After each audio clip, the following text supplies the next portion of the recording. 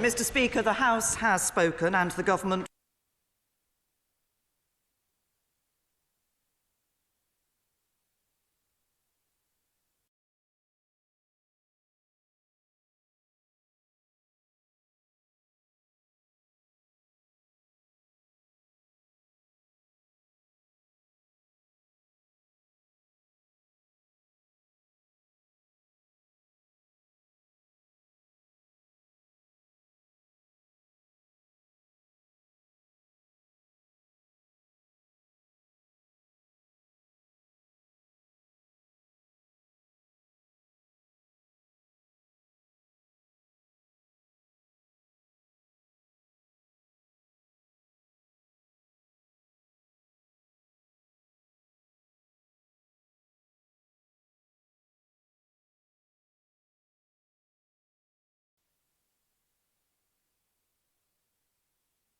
Hi everyone, hope you can hear me. Thanks for all the congratulations on hitting 10k. I didn't even register with me. I got to be honest. It's quite a milestone, I think. 10k in under a year on a news and politics channel, doing it the right way as well. It's yeah, it's quite a milestone. Hi everyone. A 200 plus defeat came as no surprise. As JRM said after the Tory leadership election, those 200 MPs are on the government payroll, so were naturally the only MPs that were going to ever vote for it, says Simon Bartley. I think it's about 158. 158 would vote for it. I think it's about 158 members of the benches that are actually in her, you know, the cabinet sort of thing. 150, 158, something like that. So she got another 50 votes from somewhere, but I'll talk about it in a bit. I don't want to get onto it straight away. GK1 MPO says the Integrity Initiative have a D notice issued by the government. Can you please give me the details of that, GK1 MPO? Where did you get that information from? I haven't heard that.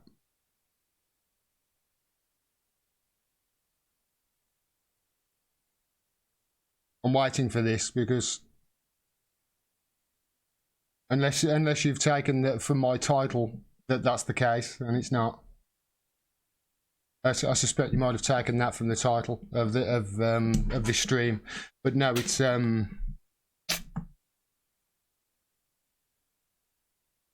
something else that I'm talking about today. He must, Tu's time. I think he must have. I think GK1 MPO must have thought that the D notice had come. I've just thought the title of the video actually. You know, he might have linked those two things, and they're separate. There's columns in between. 10k, not bad. It's just the beginning as well, I believe. Gordon says. Robert Ho. I hope so. I hope so. Hi, Phil James. Hello, progressives, he says. Phil, I've been trying to do a video for the last few days, but obviously I slept on Sunday. I basically just slept. And I've noticed that what's happened with there was a great, I say great speech. There was a speech done by Arthur Jones, who's like the chief commissioner for, I think South Wales, is it? But he's very pro cannabis, and he's one of these police commissioners who's actually thinks that it should be decriminalised at the very minimum. And he was doing a speech in UK Cannabis Clubs, which is a great website, and I follow it on Twitter as well. They tweeted it out the other day, and after about 2 minutes, I'm like that. About 5 minutes, I'm seriously, and that guy might be fantastic on cannabis, but boy, he cannot speak at all. It was really. Joe Hickey says, D notices advice for mainstream media to follow stories over a sensitive nature, basically tries to shut us up. I'll cover that later, Joe. It's interesting because it's something that I've covered actually in videos past. You'll understand when I get there. But for people who have been watching my videos consistently over the months, they will know I've been well on top of certain stories. and know a lot about it, and certain things that I've said with regards to those stories are starting to come true now. I did cite the evidence back then, and now it's getting confirmed and deeper. I'll go into it later. It's a good story, that is, I think, and I've done a lot of research on it as well, so I'm quite proud of that. And it is my own research. I'm actually not quoting other people's stories. It's my own research. So yeah, stick around. That's going to be the third story. I've got about 4 to do, plus 2 or 3 other smaller ones. So we might be here for a while, guys. Okay.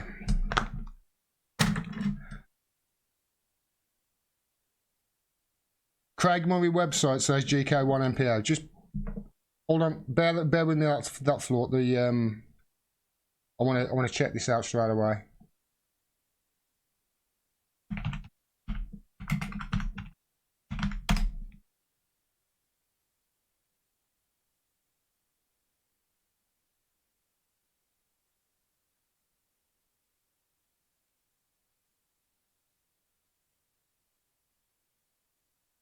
No. I'll check on it later. Thanks for that, JK1MPO. So it's come from if it's come from Craig Murray, chances are it's well sourced. So I'll get into it. But first of all, let's get into this story, shall we? Because hi everyone. So all day long, there have been protests outside the Houses of Parliament, as you've probably seen, and outside the BBC sort of tent that they had, that they've been broadcasting all day. And there are 2 sides there, or obviously those who want Remain and those who want Leave, and they're all there fighting their case. The thing is, they're both fighting their case, and both of their cases is this: we don't want May's deal. So I'd like to congratulate on Theresa May. She did say she was going to bring the country together, and it looks like she's achieved that today, because nobody wanted the deal that she put forward. She put it forward, when was it? June, July. And when she put it forward in June, July, when there was checkers around that time, I said it's dead. It'll never pass. Everybody who knows anything about this said it'll never pass. And today, it finally died, because this is the worst loss in history. She lost the vote by 202 votes to 432. That is a 230 vote loss. 230 vote loss. And the last time somebody voted, the last time somebody lost a vote that bad, that's it. I don't need to end that sentence, because it's never happened before. Never. It's the worst. It's the worst in history, which does beg the question: if she knew back in July that it was dead, why continue with it? If she knew it was going to die and she hasn't changed anything in the last 5 weeks since it was meant to be tabled in December,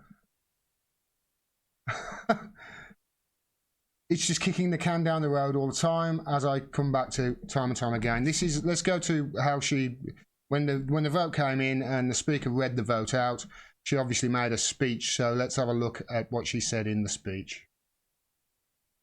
Mr. Speaker, the House has spoken and the government will listen.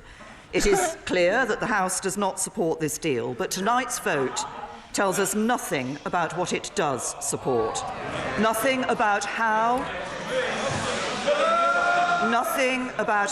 or even if it intends to honour the decision the British people took in a referendum Parliament decided to hold. And people, particularly EU citizens who've made their home here, and UK citizens living in the EU, deserve clarity on these questions as soon as possible. Mr. Speaker, I want to end by offering 2 reassurances. The first is to those who fear that the government's strategy is to run down the clock to the 29th of March. That is not our strategy. I've always believed that the best... Can I just stop it there and just, you know, I've got red sirens and red flags flashing in my mind.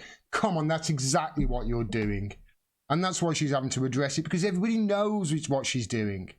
But she's carrying on regardless, because they don't want to give you Brexit, as I'll tell you. The way forward is to leave in an orderly way with a good deal. and have devoted much of the last 2 years negotiating such a deal. The second reassurance is to the British people who voted to leave the European Union in the referendum 2.5 years ago. I became Prime Minister immediately after that referendum. I believe it's my duty to deliver on their instruction, and I intend to do so. Every day that passes without this issue being resolved means more uncertainty, more bitter. Every day that passes without this being resolved is another day that I cling on to power as Prime Minister, and that's what I intend to do, and that's what my mandate is. And more rancour.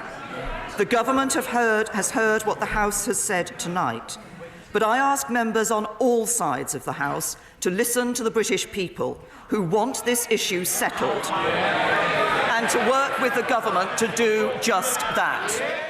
Okay, well done Channel 4 for piecing that together. It saved me a job. Well done.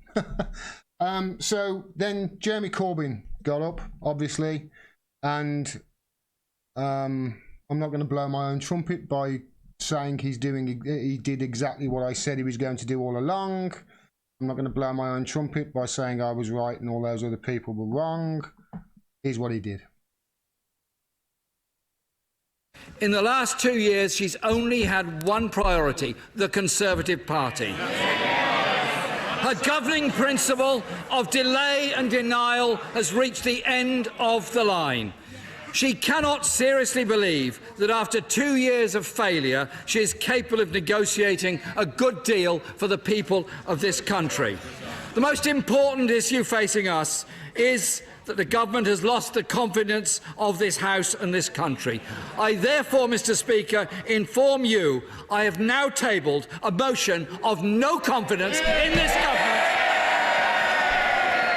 And I'm pleased that motion will be debated tomorrow, so this House can give its verdict on the sheer incompetence of this government and pass that motion of no confidence in the government. You give him hell, Jezza. So that is what's happened. He's tabled the vote of no confidence, just as Diane Methier and many others said he would. As soon as she loses the vote, that's when he puts it forward, because then he can be more confident that the DUP are not going to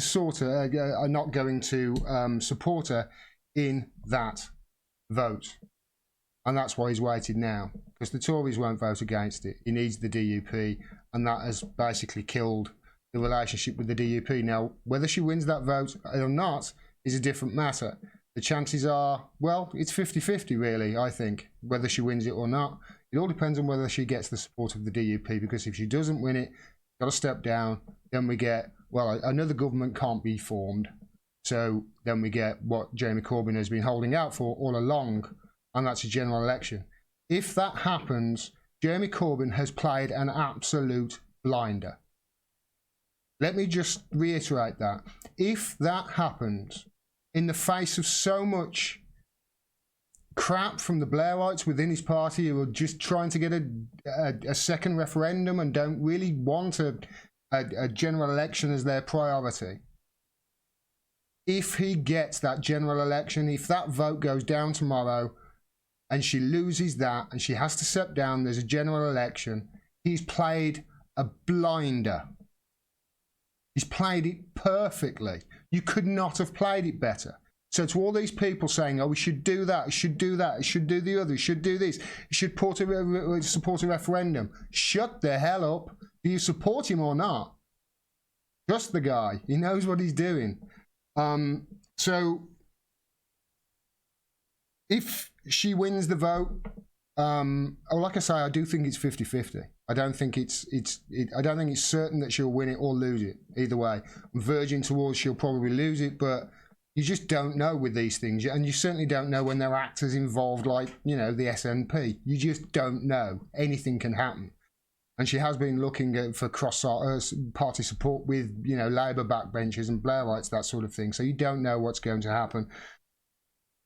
Jeremy Corbyn's own MPs, a group of them, might stab him in the back. I do not rule that out.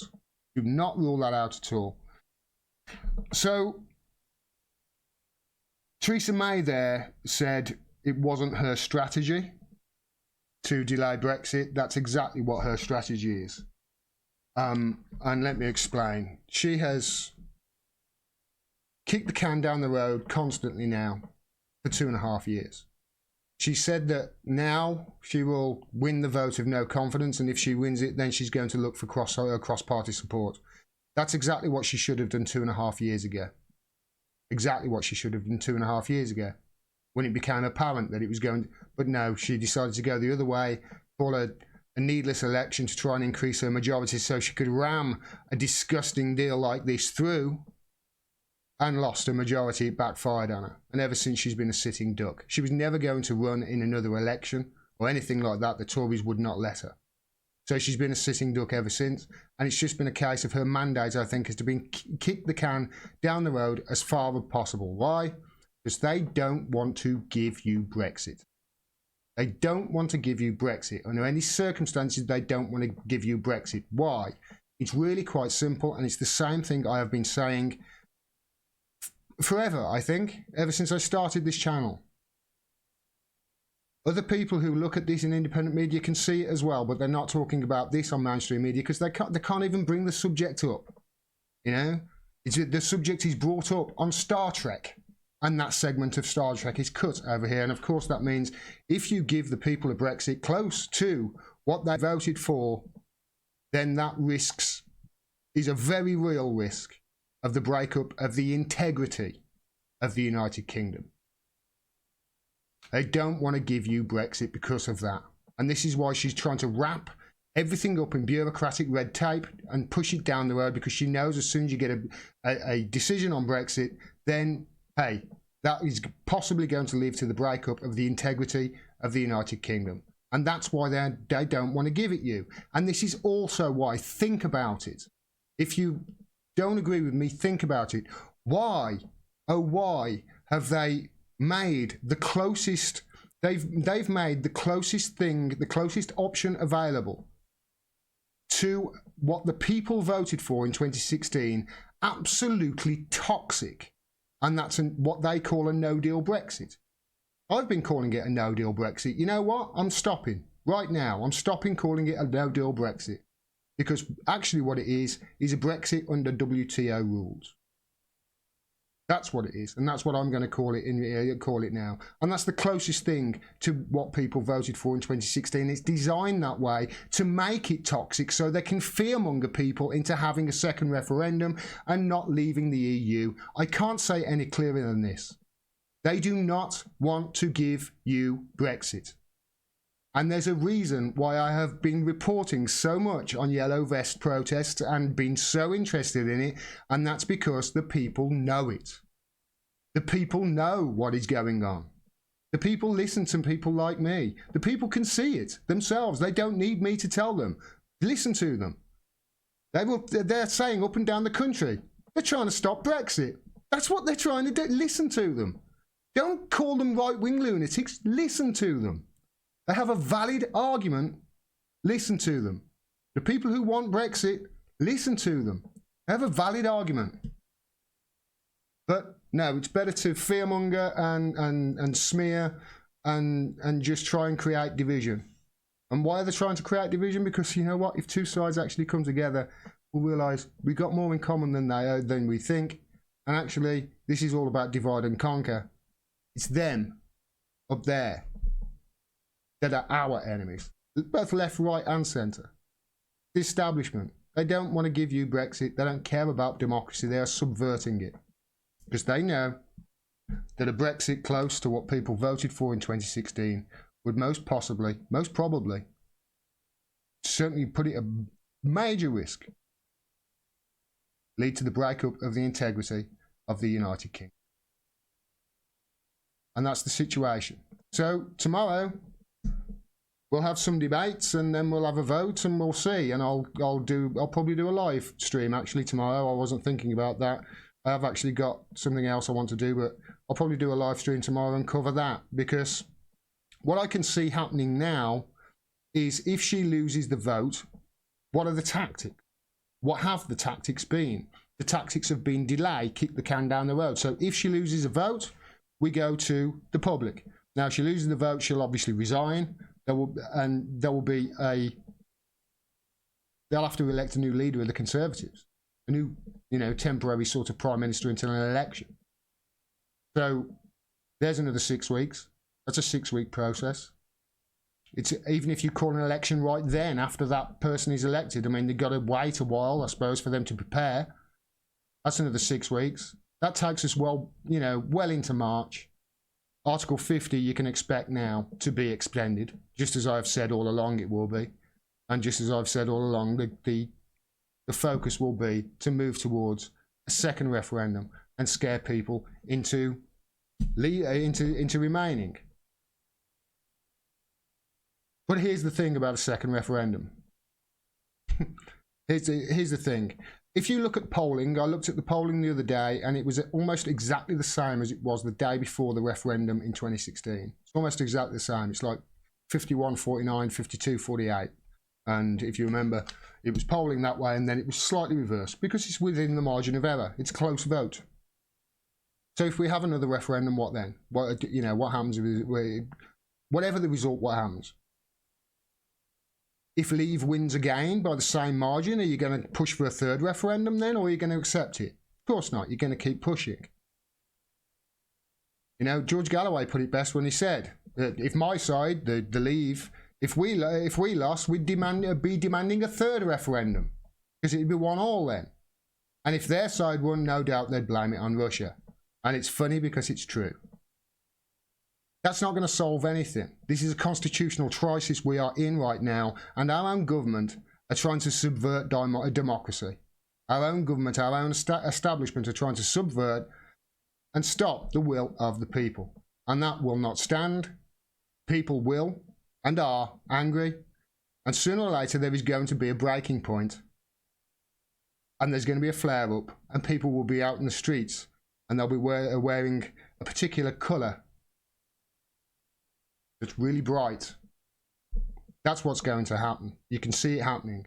I said last week, this is a warning with that stunt that was pulled outside the BBC reporting last Monday with Anna Soubry.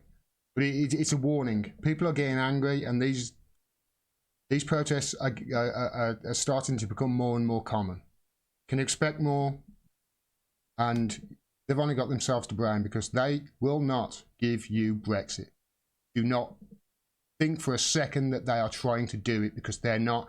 Everything, and I've been watching this closely for over 2.5 years, closely. Everything that they have done, everything leads me to believe that they do not want to give you Brexit, because giving you Brexit might break up the integrity of the United Kingdom. Thanks, everybody. Please like the stream, everybody, says Jamie Rowe. Thank you, Jamie. Yes, please like the stream. It really does help if you like the stream, especially when I'm live. It bumps it up, and you get bumped up, and as you get bumped up in the live stream rankings, then you get more. So please like the stream if you're here. Hi, everyone. Say hello to everybody. Scroll up so I don't have to. Andy Manning says, great analysis, Gordon. Thank you very much, mate. That's why I picked you out, because you said something nice about me. Though I think it's more rich people making money out of chaos, Rees-Mogg, than an ideologically driven. No, it's ideologically driven, mate. They don't want to give you Brexit because Brexit will lead quite possibly to the breakup of the United Kingdom, reunification of Ireland, independent Northern Ireland, whatever you want to call it. They don't want to give it you. Everything, literally everything that I have seen for the last 2.5 years is making me believe that, and I've looked at it closely as people know.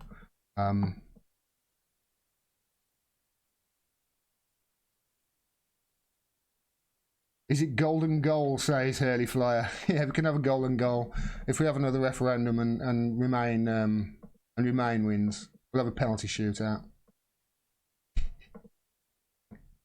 Pathetic, it really is.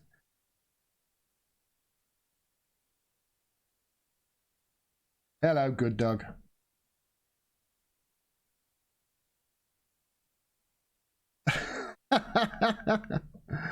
It is all about money, says highly unlikely, says hi Gordon. It's all about money. It always is highly unlikely. That's what it always comes down to: money and power. And thanks, everyone. I wanted to yeah. I'll get to those after the next story. There's a couple of things I want to touch on, but I'll get to that later. Thank you, Patrick. Thank you. And thank you, James, as well, who has sent. Thank you, Patrick, again. Thank you, James, as well, who sent me something on PayPal. I really appreciate that. Just see if there's a message attached, because I don't want to miss it. That.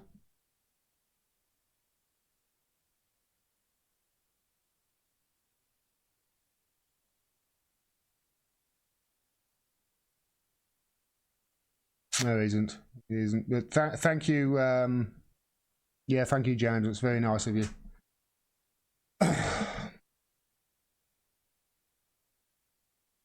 Simon Bartley says, fascinating to watch the ruling classes get exposed via Brexit, but this is always going to happen. This is why I think the press are in such a tailspin, because the press have obviously been going along with it and helping them do it. We can see evidence of that just in the way they report it.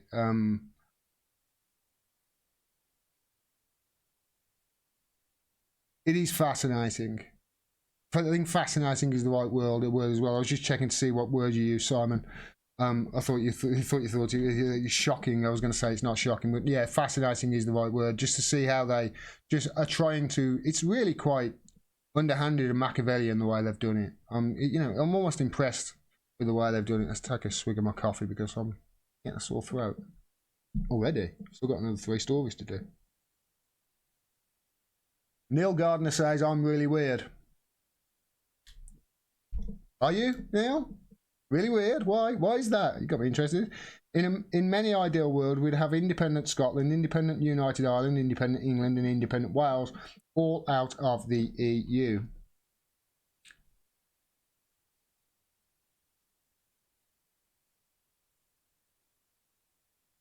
I don't know. Because you're breaking up Great Britain then. I kind of like Great Britain. I don't know. I haven't really thought about that. Independent Scotland, so 4 or 5 independent countries, or 4 independent countries rather than one union. Yeah.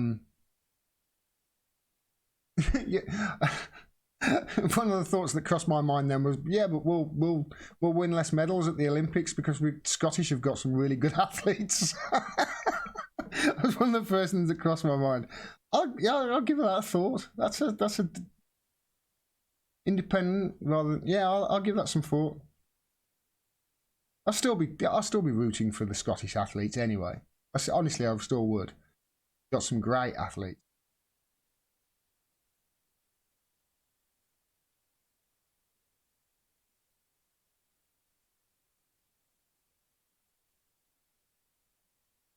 I have a solution for the backstop, says Anna M. Leach. She says, Ireland could also leave the EU, so there would be no need for a backstop. If our elders and betters elite let it happen, Ireland won't leave the EU. Yeah, it's a solution, yeah, but yeah, Ireland won't leave the EU.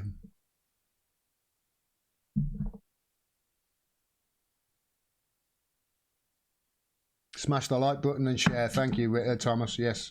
Thomas Rittenhouse. Nice one. Right, let me set up this next story because I have it set up in my my browser.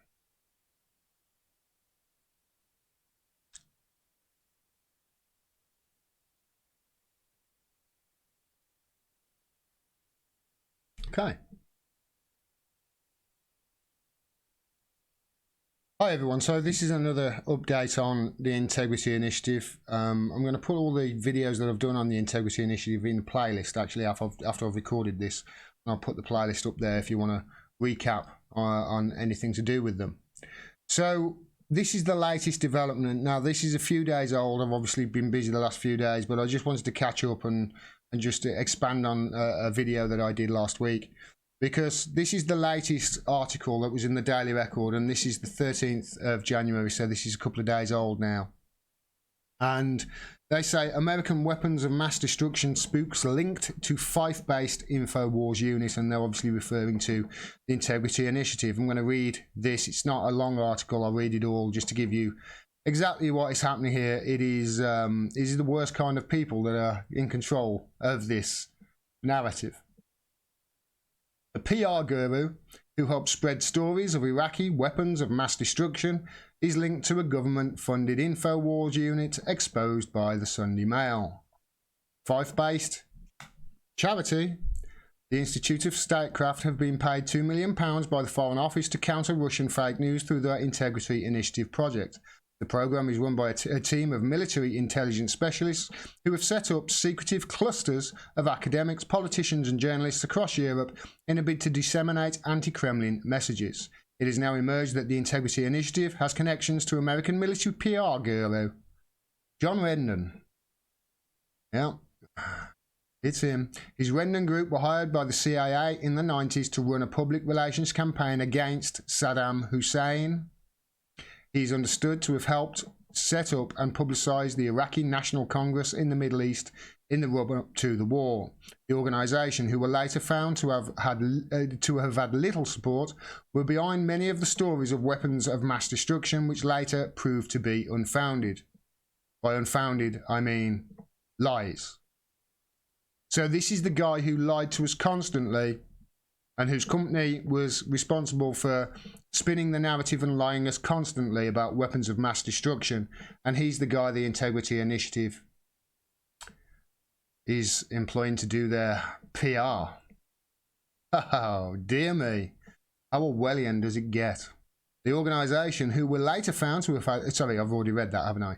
Hacked documents reveal Rendon, who calls himself a, quote, information warrior, tosser, and perception manager, was speaker at a £45,000 seminar to, quote, educate core team of clusters for the Integrity Initiative. These are these things that, you know, journalists from The Guardian and The Times and The Telegraph have been going to. Labour MSP Neil Findlay said the tale of the Integrity Initiative gets murkier and murkier. Now we see it exposed that they have been tutored by someone who's behind some of the worst fake news circulating during the disaster in Iraq. The UK Parliament and Scotland's charity regulator, OSCR, must now take a serious look at the activities and funding of this so-called charity, who appear to be nothing more than a propaganda front. Exactly right, that's all they are, a propaganda front. Labour MP Chris Williamson, who, by the way, I think has been excellent on this. Well done, Chris Williamson. He's awesome on this. He's a dog with a bone. I've seen him stand up 2 or 3 times in the House of Commons now and do 2 or 3 interviews on RT, obviously, because now broadcast news want to talk about this. It's just the biggest story possibly on the planet at the moment, you know? I'll explain possibly why they're doing that later as well, so stick around.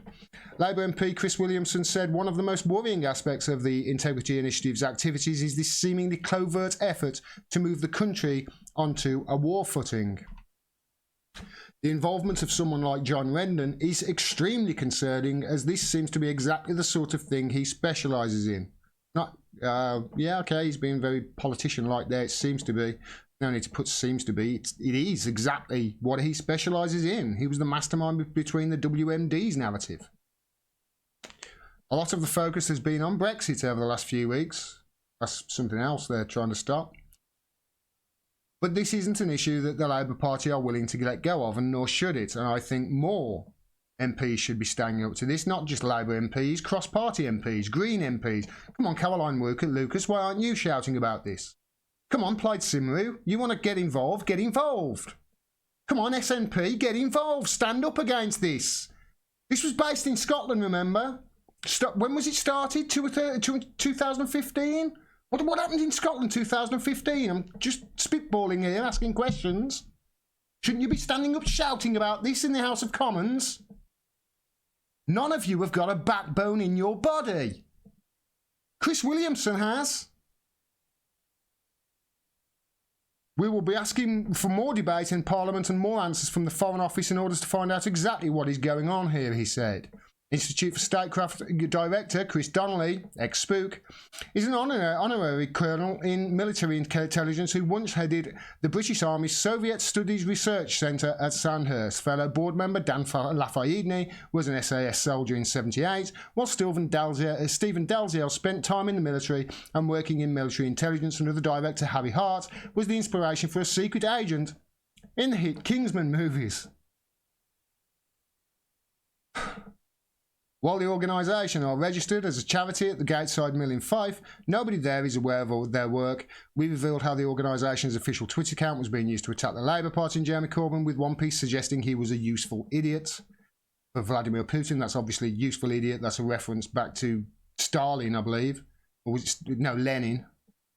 There is also evidence that the organisation mounted a social media campaign that saw Spaniard Pedro Baños, who would have become Minister for Defence, I believe, in Spain, but they stopped him from being that. That is subverting democracy, not just over here, but in another country. Yeah. Chris Williamson, he's got morals. He stands up in the Houses of Parliament. I don't care whether you're Labour, Conservative, SNP, whatever. You should be standing up, screaming and shouting about this. You know why? Because the people are. This is bigger than Brexit. There was also Pedro Baños rejected a job for his country's national security director. It was not defence. Sorry, it's not the only thing they're doing. I just want to update you on a couple of other things. First of all, I mentioned last week that I only had like 1 hour sleep, I think, in 62 hours, and loads of people emailed me to say, no, that's really unhealthy. And it was. I was knackered. I went to sleep. And this is why I was trawling through and I found this in some of the documents. This is a proposal from Chris Donnelly at the Institute of Statecraft to Martha Bales, and I couldn't find out who Martha Bales was. I did a cursory find out. She's obviously some PR person or whatever it was. But it was a pitch for a long-form TV series about Russia in the 1990s. So this is evidence that they're looking to infiltrate TV to actually, you know, force opinion. And look at how the BBC ran. Do you remember, was it 6 months before the World Cup, they ran that documentary on Russian hooliganism, you know, fear-mongering over that. This is deeper than just journalists. That's what I'm talking about. It's not just journalists. It's everything. It's broadcast media. It's the lot. It's fucking Mockingbird on steroids. Now, for some reason, I apologise, I cannot find where I got this from. But it's really quite important, and it does reference links to other things in it. So I thought, you know what, I'll keep this in. It says Lobster here have also run a piece on the initiative and its wretched parents, they're talking about the Institute for Statecraft, discussing government funding and its links to British intelligence, including MI6 and the cyber warfare section of the SAS. It was set up apparently by Gordon Brown after he read a book on the CIA's sponsorship of the arts during the Cold War by an American academic. The book was actually a condemnation of the agency, but Brown missed the point. Gordon Brown missing the point? Never. And thought getting the intelligence services to launch propaganda campaign through the arts and media was a good idea. You can see why I left this in there. Can't for the life of me find. I think it was in. I can't remember whether it was in the Times or it was somewhere like that. No, it wasn't the Times. Of course, it wasn't the Times. I can't remember what it was. In the edit, I'll find out and put it up there. As for the attacks on Corbyn, they seem very much like a return to the hackneyed form by the British secret state. During the Cold War, the IRD, the Intelligence Services Propaganda Department, ran fake news stories attacking the nationalists in Ireland and the British left. I'll say that again. The Intelligence Services Propaganda Department ran fake stories attacking the nationalists in Ireland and the British left. One of the most infamous examples of this was smears made by MI5 agent against 70s Labour Prime Minister Harold Wilson as a KGB spy. The media's silence on this issue is easily explained. Very many newspapers were complicit in running government disinformation. According to Lobster, the Sunday Times under Andrew Neil ran stories for MI5 in the 1970s, while Tony Greenstein did a piece a while ago about Cohen and the fake news The Guardian was printing to smear Julian Assange of WikiLeaks. I'll put a link up there to where I got that from if I can find it in the edit. I just wanted to read that out. This is not the first time it's happened. You know? I wonder if it's for a similar reason. So this is one of the sock puppet accounts that I talked about in one of my videos. I think that's the right terminology. And what they do is they'll tweet something like this out, and then down there, you know, underneath they'll reply to it themselves and tag in a load of people for them to see it. So we can see who the people are. We can see who the other members are. This is what they're sharing all the information with. These are all the people that basically they want to share the information for them. So I've no doubt that some, all, most, whatever you want to do, of these people here are all, you know, members of the Integrity Initiative or on their payroll or under instructions to actually disseminate the information. I want to go back to this as well because this is something that I touched on a little bit. I'm going to be touching on with my guest that's coming up as well, who my guest is actually on there. So we need to make these nodes, this is my idea, these nodes, we need to amplify them. We need to connect them all as much as possible and amplify them because this is what is causing them grief. So we need to make as much noise as possible. And the same, basically what I would suggest for this is, so when you're tweeting something out, if you are on Twitter, please, you know, tweet as much out about the Integrity Initiative as well as you can. And also the words neoconservative and neoliberal. Do that.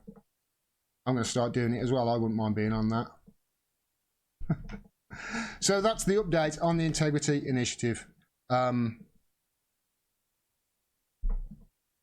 We need to keep the pressure on with this. We need to keep going. It's an Orwellian nightmare is what it is. And I want to say a real big thank you to people like Chris Williamson who have stood up. There are others as well. There's 4 or 5 now I've seen it. Labour MPs stand up. And I want to, you know, thank them for actually doing work on behalf of us, because those 4 or 5 are, and the rest of them that aren't talking about it aren't. And what does that tell you about who they're working for? Does that tell you they're working for you or working for the establishment? I'll let you decide. Get onto your MP, ask them, why aren't you shouting about this? Get onto your MP, write a letter. Get onto your MP. We've got to expose this, because if we don't, if this carries on unabated, I really do fear for humanity. They can control everything. I sent out a tweet the other day. If what they're trying to do is control everything you can see, everything you hear, they're trying to control everything about you, about what you see, what you hear, to shape and move your life in whatever direction that they want to shape and move you.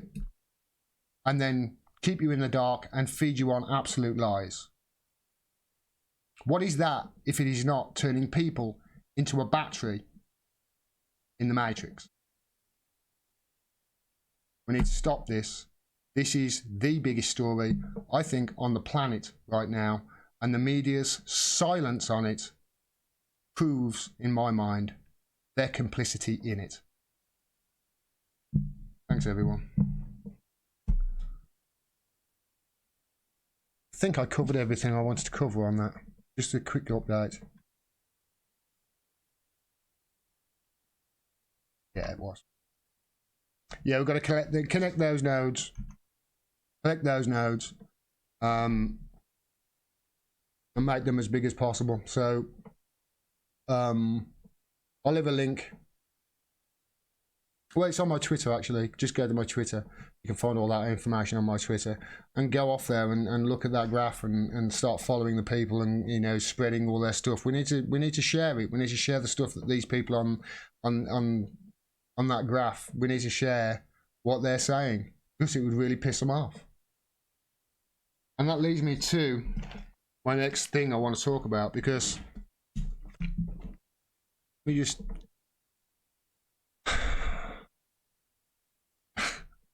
let me just get to it. I'm not going to bring it up. I'm not going to out this person. All right. But sharing stuff on Twitter and social media. I get tagged by people on Twitter all the time.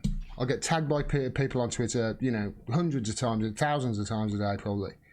And there are people out there who tag me in stories all the time, and it's not just me. They'll tag me and, you know, all the independent news, and it's drawing our attention to certain news stories. And there are people that do it and do it really well. There is somebody called GMT, I think his name is on, and he does it. And what they don't do is they don't tag me in mainstream media stories. and there's a reason for it. What did I say in December? I said I was going to stop sharing anything on this. Now, I'd already stopped sharing it on Twitter, because why do I do that? Well, my background is actually internet marketing. I know how algorithms work. I know that the more times you share, more times something is shared, the higher it goes in the search rankings, the more popular it will be, and then it's a snowball effect. So even if you're sharing something from, I don't know, the Daily Mail, and saying, look at how fucking disgusting this is, too late. You've missed the point. You've just gave them a share. Every share to an algorithm doesn't differentiate whether you're sharing and you're disgusted at that article or not. It just says there is a vote for that. That's all it is. In an algorithm's mind, every time you share, you have just voted for that article. So if you're sharing Daily Mail stuff on Twitter, you're helping the Daily Mail. Doesn't matter if you put, hey, the Daily Mail is a pile of crap. It's still a vote in an algorithm's mind that, hey, that's a vote for that article, and it pushes it up in search rankings and Twitter algorithms and blah, blah, blah, blah, blah, and gives it more exposure. You have just given it more exposure. I know the people that you have shared it with won't, think it's great, because they'll be against it as well. But you've just given it more exposure because you've given it the link juice. That's what it's called, the link juice. So my background, as I've said many times, is internet marketing, and I understand this. Somebody tagged me on Twitter to an art. I'm not going to out them. They're a follower of mine. They've been following me for a long, long time. Somebody outed me on. Somebody tagged me on Twitter, and with an article to a Mail Online article, so Daily Mail article about Dr. Kelly. Remember Dr. Kelly, who was found in the woods, who was the Iraqi WMD's guy who blew the whistle. That's how we found out Tony Blair for sure was lying to us. Now, it's obviously something that it's obviously something I'm going to see, I do this from the morning I get up to the time I go to bed at night. I'm absolutely 100% invested in the news, and I love it. So if it's in the mainstream media, I am going to see it. First of all, there's no need to tag me in it if it's in the mainstream media. I am going to see it. That's what I spend 3/4 of my day doing, is just looking at news and reading and listening. And, the recording part of it is only a tiny little % of what I do. All the work that has to go. So if you're tagging me in mainstream media articles, first of all, it's useless. I'm going to see it anyway. And second of all, you're sharing that mainstream media article, giving it a vote, giving it link juice, and then tagging my name right fucking next to it. Thank you very much. So somebody said that, and somebody did that, and I said, please, buddy, I appreciate you tagging me in newsworthy stories, and this looks like one of them, but never again put mine next to a link to that racist news organisation. Screenshot it at least. This goes for The Guardian too. Now, I'm sure you will agree that is me respectful. I said, please, buddy, I appreciate you tagging me in newsworthy stories, and this looks like one of them, but never again put my link against Nick. I think I'm being nice there and respectful, and I'm not doing anything. And they responded, and they basically said what I was doing was tantamount to censoring.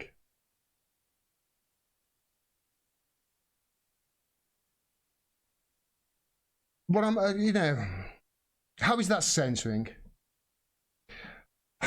You are limiting the scope of your information. I'm not limiting the scope of my information. Just because you tagged me in it, A, doesn't mean I'm going to click it, because I fucking won't. To tag it's a link to the Daily Mail. And second of all, you're thinking that I won't see the story, which I will. So you haven't thought that through. You haven't thought through the fact that I've been on and on and on about sharing stuff from social media. You can't share stuff on social media from organisations you hate. If you want to share it and talk about it, get it, the little scissors, have it on your desktop, clip it, screenshot it, then post it. Don't post a link. This is how we fight back. This is why I was showing that graph of, how the information is being disseminated by these people that the Integrity Initiative are after. So I've been very nice, and that's what has come back. And I wasn't so nice when I responded. I said, no, I'm not. This is not about censorship. Got fuck all to do with censorship. Stop sharing it. It's a, you know. And if you do, don't tag me in it. And then I thought, hold on a minute. This is a really good idea for a video. Let's do this video explaining to people why you shouldn't tag people. And I thought, that's brilliant. Just, you know what? I'm not pissed off at you anymore. Thanks so much. I'm going to tell you about this. I'm going to ask you to delete it, and I'm going to say, listen, you know what? You've given me a great idea for the story. I was going to highlight his name and everything. He was going to be up here. It was 5 minutes of fame. Big fan of mine, followed me for ages.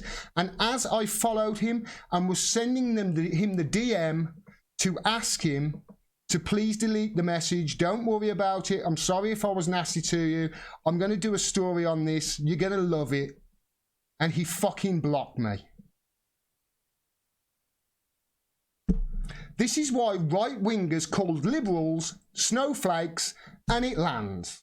There was me being all nice and warm and cozy saying, no, oh, you snowflake melted in my hand. Stop sharing shit by the mainstream media. If you don't like the outfit, don't give it a share. If you want to talk about it on Twitter or something like that, screenshot it, then talk about it. Do not share their crap. The same goes for other people as well. I won't share stuff by Tommy Lavin or whatever bloody name is and talk about that. Why? More shares equals more exposure. Every time you share something, algorithm doesn't differentiate whether you like that person or not. It just thinks that's a vote for that thing that person said. Bumps the algorithm, gets it more exposure. We have to think. We have to think. If we're going to fight back against this shit and this censorship that we've got at the moment, we have to think. We have to, and we have to, for God's sake, liberals, stop being snowflakes. Seriously. I do this 18 hours a day almost. Like I say, there was a 3-day period last week where I had an hour's sleep. I'm constantly doing this. I know the news. I appreciate it when people tag me in stuff from news from independent organisations that I haven't seen. For instance, one of the people I mentioned, GMT, he's forever tagging me in stuff from Mint Press News, from Electric Intifada, from all these places that we love and we want to share. Tag me in that by all means. You tag me in a link next to a Daily Mail article and think you're doing me a favour?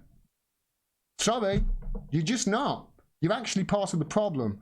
And me pointing that out to you and then you blocking me as a result of it, I'm sorry. That's why when right-wingers call liberals snowflakes, it lands. Because people like me go, yeah, they are. There you go. Hi, everyone. I'm a Galloway patron, says Nikki. Good for you, Nikki. Good for you. He's great, is George.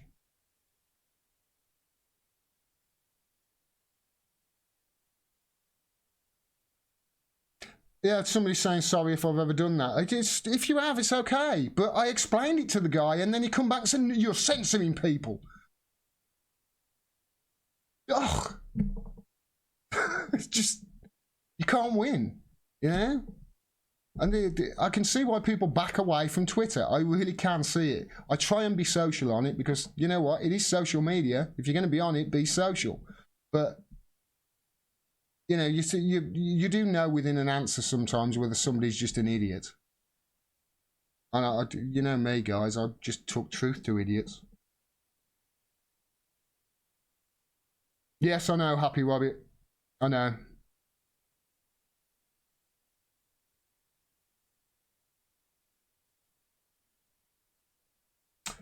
Damon Alevi says, I wonder if Galloway will do one on Princess Diana's death. I know he's doing one about Kelly.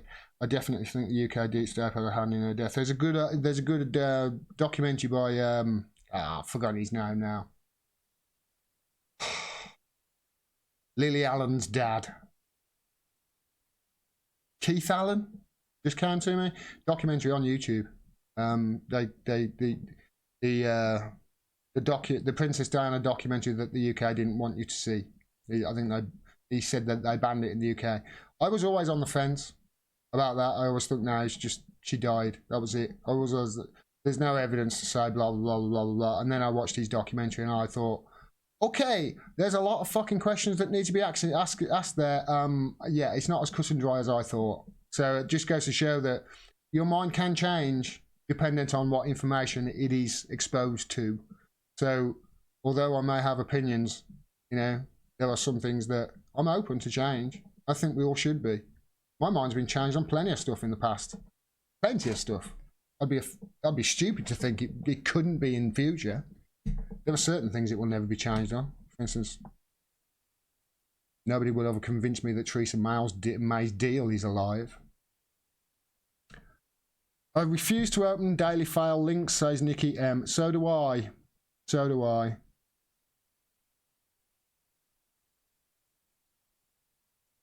Deep Thought says, after reading the meaningless drivel on the far-right post on Marx, I tend to think that they are snowflakes. Some of them are.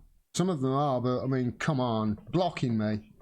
I didn't tell you to offer anything like that. I wasn't, you know, I was trying to be nice and then you just made a stupid comment and I reacted because I did it without thinking. Look, I can learn something from that as well. But, you know, I thought I can use this. I can use it for a video. And I was sending him a message saying, I'm going to use it in a video. I'm going to put your tweets in.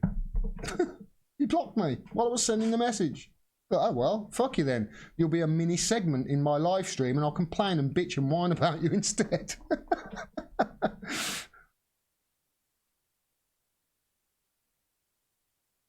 Twitter equals useless noise, says MT Unit. I disagree. People don't realise what Twitter is.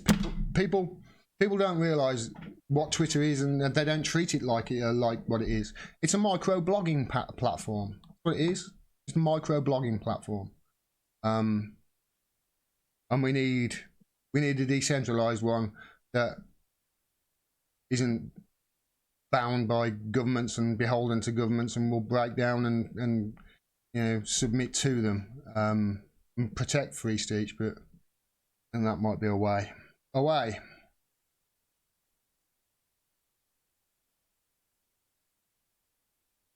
Gordon and Jamal team up, sequels, prequels, please, says Darren LAV. I'll no doubt me and Jamal will have plenty of interviews in the years to come. The guy's awesome. He really is. Love that guy. Watch your back, Gordon. George might have to do a film on you, says Sean Calder. Put it this way, I've started unplugging my webcam and my microphone while I'm not recording or online. I have started doing that in the last week. It's amazing what happens when you start looking through documents like I was looking through for nigh on 3 days yesterday. Last week, rather. It's amazing how it plays with your mind, especially when you've had no sleep as well. You start being very, you know, aware of your surroundings, shall we say. So, there was something else I wanted to talk about as well. Oh yeah, I want to talk. No, I won't talk about that. No, I won't talk about that. Let's bring this up. The stream might freeze for a couple of seconds while I open about 8 tabs in my browser.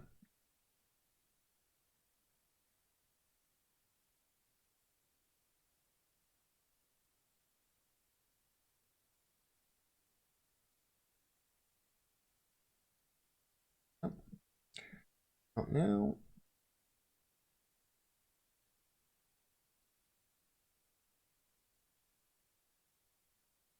Okay.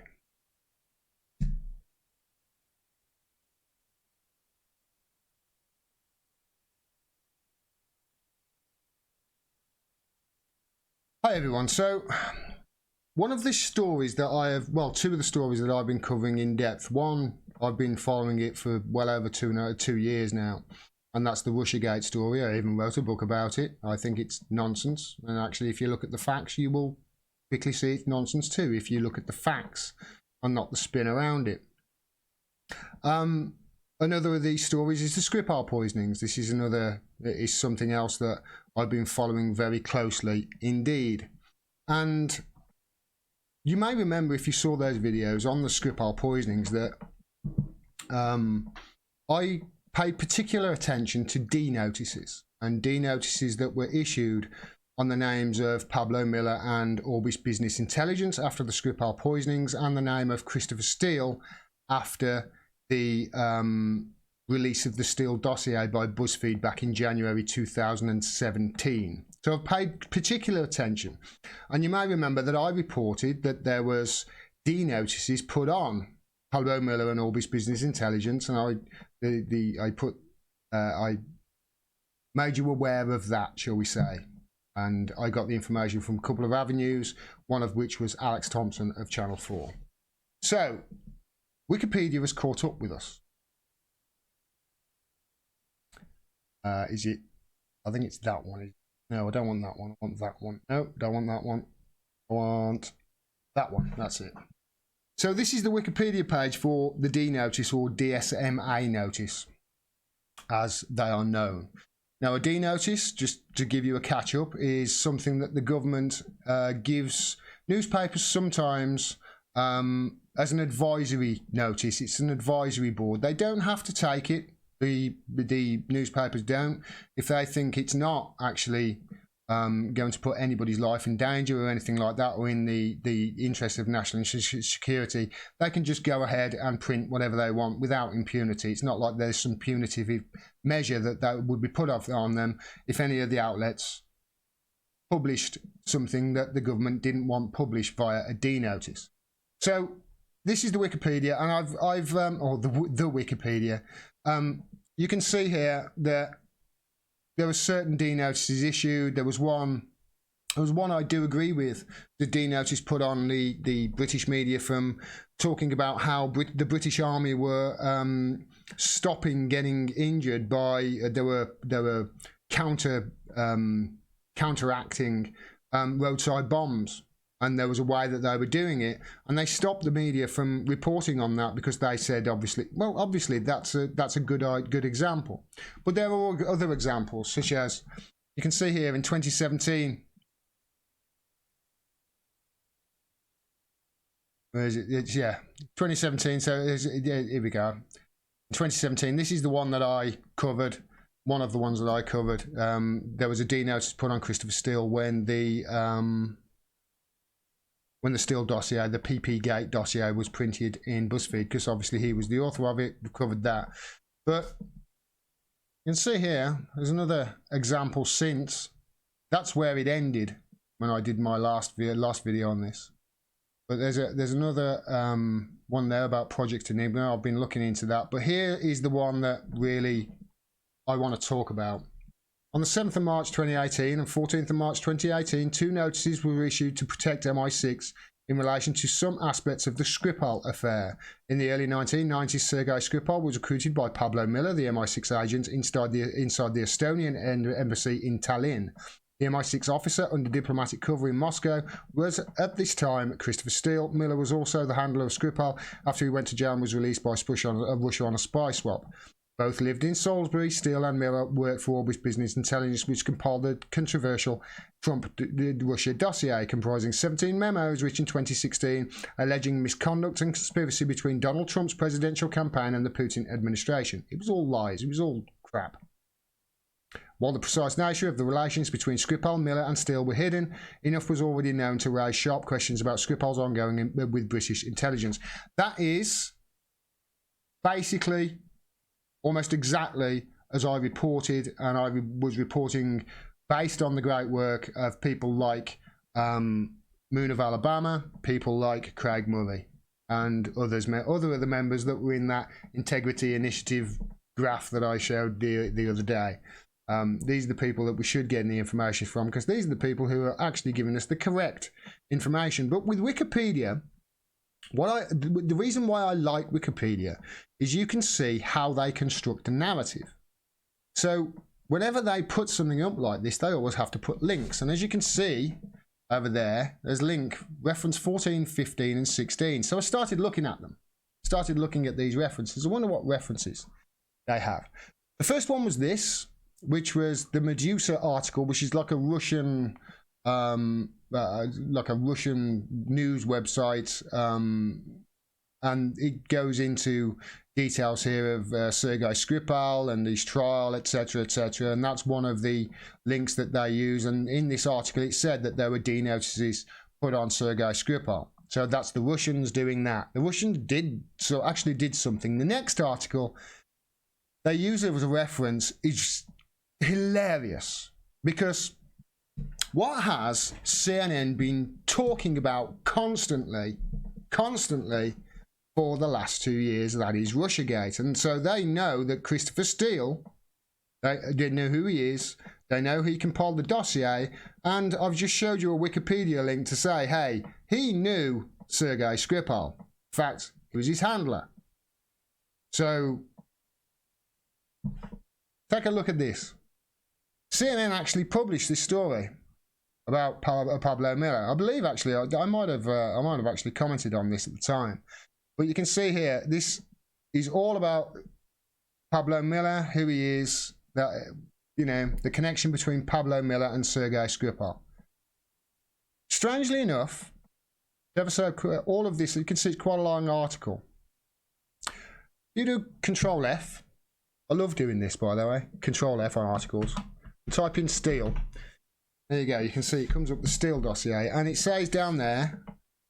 There you go. 1 of 1 match. So that Steele. That's the only time Steele has been mentioned in this article. It doesn't mention him by name. It just says the Steele dossier. Why haven't they put in that article that he knew Sergei Skripal as well? They obviously know, because they've connected Pablo Miller to him.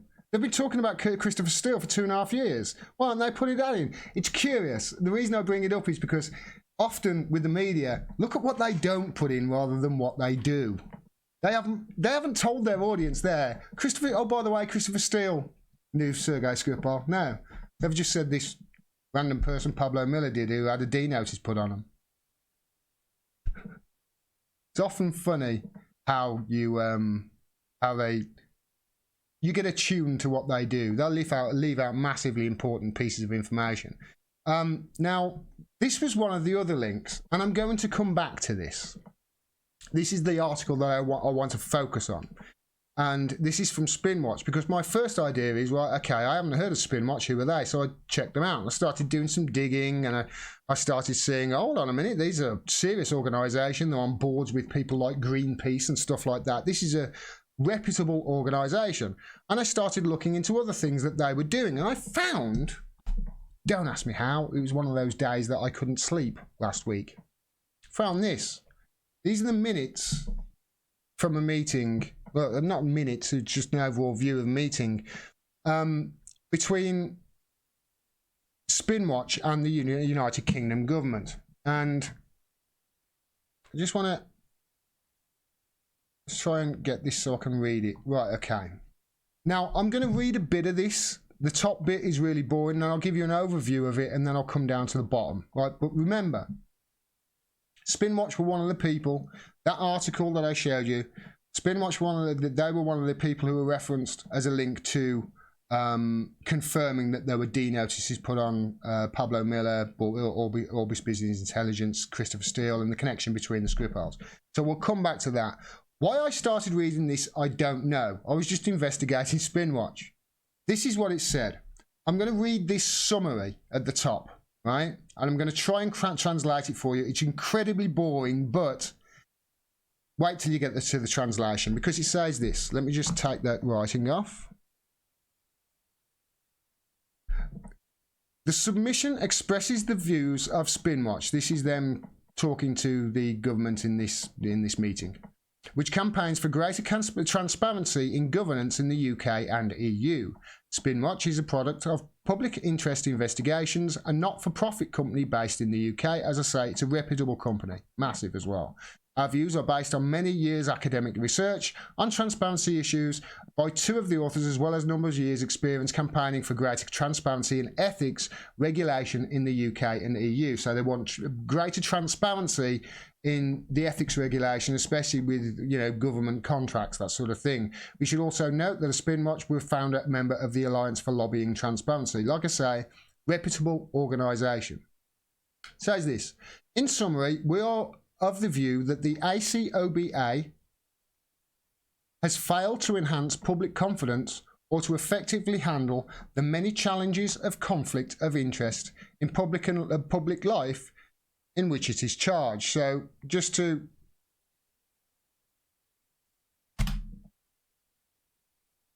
the ACOBA is the Advisory Committee on Business Appointments. These are the people that are meant to identify conflicts of interest in the government and private sector, that sort of thing.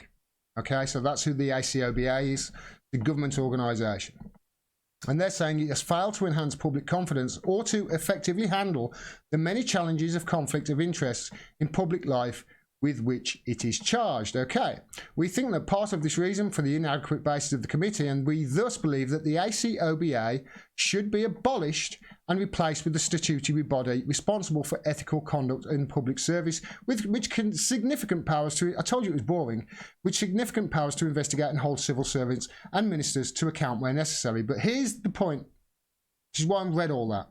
Just want to read 4 and 5.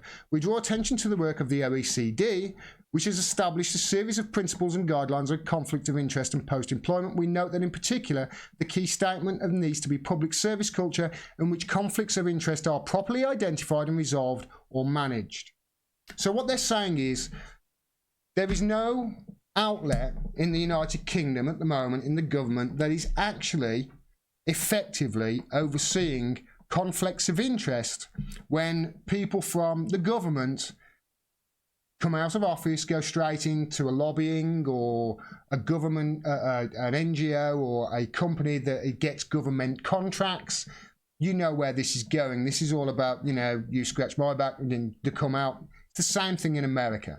So what they're saying here is, and they go on to outline, I won't read all this because like I say, it's very boring, but I have read all this and it's extremely long. And it's very different, it's hard to interpret, but you have to digest it all. And basically what has happened is the ACOBA, according to Spinwatch, the ACOBA, basically, their job is to flag conflicts of interest whenever somebody in the private sector moves into the public sector and vice versa. And over the period, over the, I think the last 18-month period or something like that, they have flagged up 7 instances, or in one period of time they flagged up 7 instances of a conflict of interest. You know what the government does when they flag up those conflicts of interest? The government says, okay, thank you. You can imagine the conversation, can't you? ACOBA, we've got a conflict of interest over here, government. Okay, thank you. Are you going to do anything about it? Well, we have. You've made us aware of it, and that's your job. You're going to do anything? We are. You've made us aware. That is all that's happening. Nothing actually happened. In those cases, 6 of them that they said were conflicts of interest, they actually had taken their jobs even before they handed their paperwork in to the ACOBA. They were in the positions already, and the 7th, who was in a position, the ACOBA just refused flat out to even consider. They're all in those jobs. That's what this document that I showed you, what this document basically says. But what has this got all to do? What has this got to do with anything? That's what you're saying. What has this got to do with anything? Well, I've read all this. Can you believe that? I want to come down to the bottom here, because this is what they do right at the very beginning. I finally got to a conflict of interest. I don't know why I'm putting this in this video, but you know, I just found it interesting. Here's a conflict of interest. Civil servants in Department of Health. Mark Britnell made his way up the ladder to the Department of Health, making Director General in charge of commissioning in summer 2007, according to Britnell. GPs will effectively buy in bulk to get costs down. So you can see here, there's a civil servant here that is basically in charge of making the National Health a for-profit organisation. He was a member in the government and on committees. There's all sorts of conflicts of interest here. Now, why am I saying all that? So, because the reason why I put all that in is, first of all, it highlights massive conflicts of interest, which I thought was very interesting with regards to the Integrity Initiative. We'll get to that in a minute. But also, it just flags that the government aren't interested in actually stamping out corruption like this and the revolving door policy. They're not interested in it at all. I'm going to go back to what I was... This is what I want to get back to, because this is the interesting thing. So I'm going to read this. Revealed, rebranded D-Notice Committee issued 2 notices over the Skripal affair. Okay. Like I said, as I said, I reported this at the time, so did Moon of Alabama. I reported what, those people were saying at the time. Says this.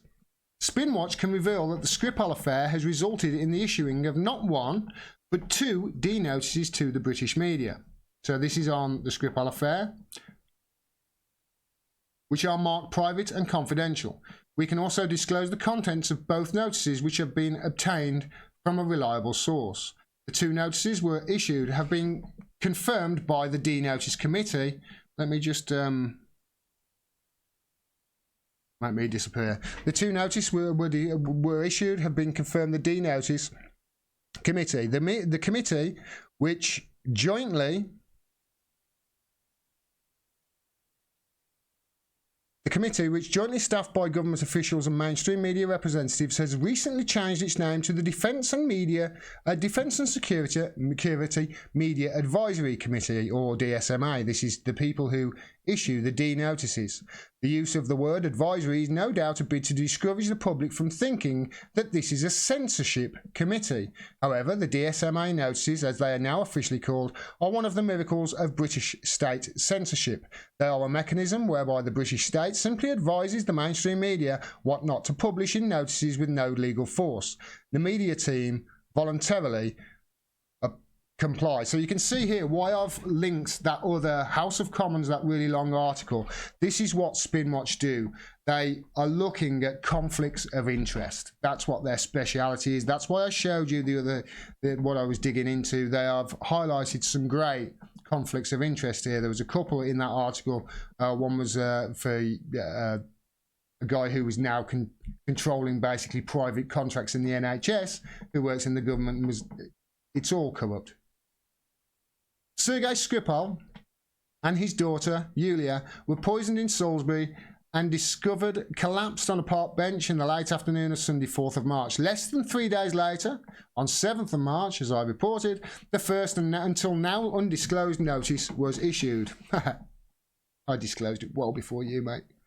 So, like I say, it wasn't me. I just build upon the work of other great journalists. The notice stated that the issue surrounding the identity, have you noticed that? The mistake there, they've put a sick next to it. This is actually in the D notice. So it suggests that it was rushed to me when I'm reading that, because they've actually made the mistake twice. The notice stated that the issue surrounding the identity of a former MI6 informer, Sergei Skripal, is already widely available in the public domain. However, the identities of intelligence agency personnel associated with Sergei Skripal are not yet widely available in the public domain. And that's what they're saying. They're saying we don't want these names because they're not in the public, widely available in the public domain, i.e. Christopher Steele or Orbis Business Intelligence and Pablo Miller. That's what they're trying to, that's the D notice that they put on back in March. The notice goes on to refer Standing Notice 5 on the intelligence services.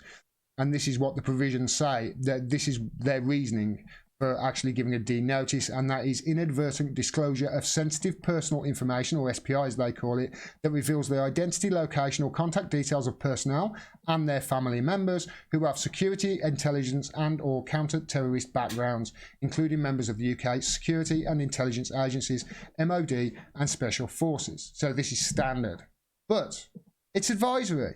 The media don't have to go along with it. And it's obvious with this, they're trying to, it's not about protecting them or their families, it's protecting themselves. That's what it is. Because their own story is blowing up in their face and nobody believed it to begin with. On the evening of 6th of March, a Russian opposition news outlet, Medusa, which I showed you, which is one of the links to the Wikipedia segment. Styling itself Russia's Free Press in Exile, published a long piece on Skripal in English, citing a variety of online sources, including in Russian, some from over a decade old, identifying Pablo Miller as the MI6 agent inside the Estonian embassy who had recruited Sergei Skripal. By the next afternoon, the notice was issued to the mainstream media. Perhaps the misspellings, and they've said here, of the DSMA notice re-identify and identifies instead presumably meant identity, and they're saying the rushed out maybe the rushing it out maybe was why there were spelling mistakes. This was followed that evening by a report in the Daily Telegraph published online at 10:24 p.m. The Telegraph was the first mainstream outlet to discuss, in a discreet and decorous terminology, the connection between Skripal and a security consultant who is understood to have known to him for some time and is also based in Salisbury. I reported on that.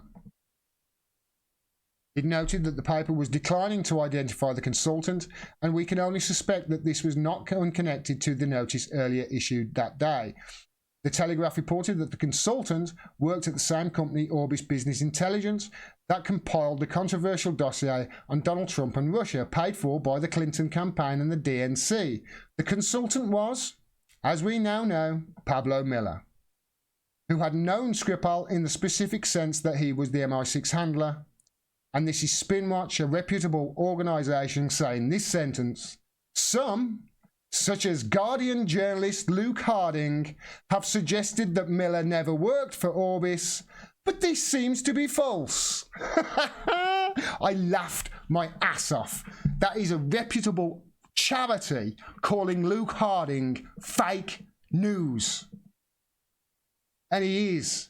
And I showed in the video at the time how people on Twitter were like, hold on a minute, I found Pablo Miller's LinkedIn account, and on his LinkedIn account it actually says Orbis Business Intelligence. And Luke Harding was in that thread like a shot, saying, oh, that's fake, somebody's messing with the algorithm, trying to throw the scent off. He's up to his neck in this, Luke Harding is. Liar. That's what you, liar. The second D notice was issued on 14th of March. This was a week later. This appears to be the notice referred to in a tweet by Alex Thompson. That's the reference I made at the top of this segment. This appears to be the notice, of Channel 4 News. The notice reiterated the warning about intelligence service personnel, and this is what the notice said. One of the actions from the Russian authorities in response to measures that the UK authorities have recently announced may include the publication or broadcast of SPIs. Any publication or broadcast of an SPI could identify personnel and their family members who worked in sensitive positions. So a week after, they've reminded people, hey, don't say the names Pablo Miller, Orbis Business Intelligence. Don't say it. Not in connection with Skripal. It's not in the wide domain. He wasn't doing anything honest. He was just a tourist. He'd gone to visit Salisbury Cathedral. The notice helps to encourage the climate of anti-Russian hysteria. Remember, this is a reputable charity saying this. The notice helps to encourage the climate of anti-Russian hysteria, implying that investigative reporting on this matter that might discuss British intelligence is in effect Russian propaganda, which is exactly what they're doing. It's exactly what they have done and exactly what they are doing. If you publish the truth about things and they don't like it, you're a Putin puppet. You're an Assad apologist. You're publishing Kremlin propaganda. Guess what? If the facts are facts, even if they come from Russia, they're still facts. It is a standing rebuke to the notion that journalism should question power, that 15 senior media people should agree to sit on this censorship committee. Get this. Get who's on this censorship committee, which is what it is, this DSMA committee. None of these organisations have to comply with the D notice, remember? None of them. It's not by law, it's by choice. It's an advisory panel. Look at this. As well as the BBC, ITV, ITN, Murdoch, Sky News representing broadcasters, there are a variety of representatives from the broadsheet and tabloid press, regional and Scottish newspapers and magazines publishing, including 2, News UK and HarperCollins, both owned by Murdoch, as well as the Trinity Mirror, the Daily Mail, the Guardian. All of those people are on this advisory board. That is 85% of the broadcast and print media in this country. What have we been saying all along about you cannot have the amount of power in these people's hands? You can't have 84% of your media in this country owned by one outlet or 5 companies or whatever it is. Can't have it. This is the sort of shit that happens. Concentrated power is always going to lead to corruption. Always. On the government side of the committee, this is why I'm reading this. There is a point while I am getting to the point, I promise. On the government side of the committee are the chair of the MOD and 4 intelligence-connected representatives from the MOD, Foreign Office and Home Office and Cabinet Office and Deputy National Security Advisor for Security, Intelligence and Resilience. So they're all on the committee as well, along with all these representatives from these news organisations. That's how they leave. The DSMA committee... to the interesting bit. The DSMA committee likes to cultivate the impression that it is rather an uninteresting committee that is, as a former vice chair of the committee, a journalist, put it, it's emphatically not censorship, but voluntary, responsible media restraint. Then working at Sky News, that vice chair, Simon Bucks, is now CEO at the Services Sound and Vision Corporation, the broadcasting service which says it is, quote, championing the armed forces. Bucks also wrote that the DSMA committee is the, quote, most mythologized and misunderstood institution in British media. Slapping a D notice on something the establishment wanted suppressed has been the stuff of thrillers, spy stories and conspiracy theories for more than a century. Sounds like gaslighting to me. What about you? This is a typical deception used regularly by defenders of the British system of censorship. DSMA notices are indeed slapped on the media to this day. The 2 notices are revealed here, and here they are. There's the first one, 7th of March 2018. There's the second one. Now, that's that is the reason, by the way, why I read all of that. That's why I read all of that. Because remember, Spinwatch, they are the people who out these conflicts of interest, and they have found a major conflict of interest right there. Because these people who are on these media advisory boards, on these DSMA advisory boards, what is happening to them? What happens then? They leave the advisory board, hey, go to a company, get some, government contracts. Hey, I was good for the MOD, wasn't it? You can scratch my back, I'll scratch yours. And the ACOBA, who are there at the moment, who are meant to say, right, okay, we're going to stop this from happening, they flag up, they say there's conflict of interest here, and the government, all they do is go, shrug. So I hope that was worth me doing this long segment. I hope I didn't bore you to tears with it, but basically I just wanted to do a segment saying, listen, this is the update on the D notices. The reason why I wanted to do the video is confirming everything that I have been saying on the Skripal affair is true. There's nothing that's been printed so far that has debunked anything I've said with regards to it, and this has confirmed beyond a shadow of a doubt that the Skripal case and the Russiagate case are linked at the hip. Now just think about that. What other things are linked at the hip and linked to these cases, I wonder? Mind boggles. It would be the biggest story on the planet if it was true. That was the case. Hi everyone. I hope I didn't waffle too much on that. That House of Commons thing, it was boring as hell, and I knew that there was a reason that I had to put it in there.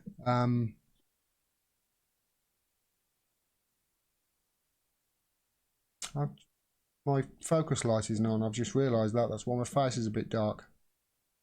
Okay. Just check that. Just give me a second.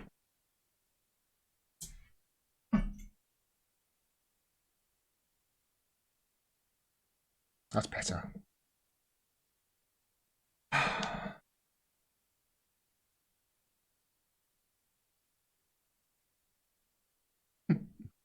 No, not much love for the Guardian in the chat.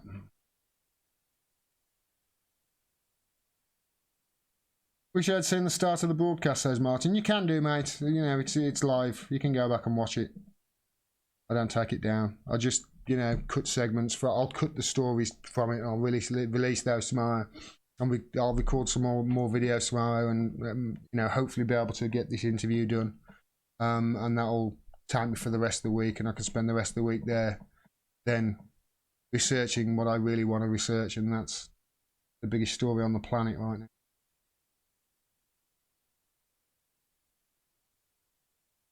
Waffle fest, but good waffle, says Bob Crutch. Okay, that's all right. I'll probably edit that down when I release the video tomorrow. Yeah, people are parasites. I hope you replay this, Gordon, as I missed most of it. You can once I finish the stream, within 20 minutes or 30 minutes, depending on how long I'm going. I mean, time now. 10:30, so I've been going an hour and a half. Shit, I've been going an hour and a half already. That can't be shit. I've still got a story to do. Yeah. It'll probably take about 40 minutes, but it'll come online. You can watch it. It depends on how long it takes to render or process or whatever they call it. Let's get ready for this next. This has pissed me off. This one pissed me off. This pissed me off. This did. That's that bit. Spinwatch.org is going to keep me awake later, says Nikki. It's fascinating. They're a really reputable company. Really reputable. It's a charity. And to have them chastising the government. I mean, the ACOBA, basically, it's 4 peers and 2 sirs, is what it is, the ACOBA. So it's 4 peers, 2 sirs. There's 6 people on the committee. They highlight conflicts of interest, and the government goes, okay, thank you for that. And Spinwatch is saying, listen, you can't keep doing this. Look what's happening. And that's why I read that out, because then there are other ones. There are conflicts of interest within the D-Notice Commission that they've highlighted. Which is possibly why I found that link. I think it may be a link somewhere else on the page on WikiLeaks. I don't know. But for some reason, I saw it and just started reading it. And I thought, this is ridiculous. Honestly, I just sat there thinking, so the ACOBA find a conflict of interest. So somebody in the government, so let's say somebody working for the Ministry of Defence, high up in the Ministry of Defence, retired from his position in government and goes to work for a massive company that gets massive government contracts. That is a conflict of interest. Or if he goes off and sets up a company that all of a sudden gets huge amounts of money from the MOD, that's a massive conflict of interest. And the ACOBA are saying, right, okay, this is a conflict of interest over here, the government, and the government are going, okay, thank you. Is that what you're going to do? Are you going to do anything about it? No, we've done it. It's like, honestly, you can see the Yes Minister sketch being written as I'm doing it, as I'm thinking it in my head. I'm thinking this is gold. This is how corrupt they are.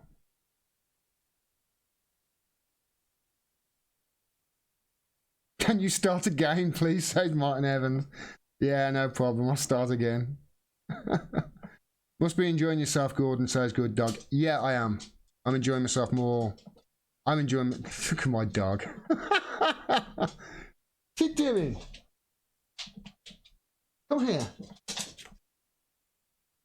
Yeah, I'm really enjoying it. I honestly, I found it's the...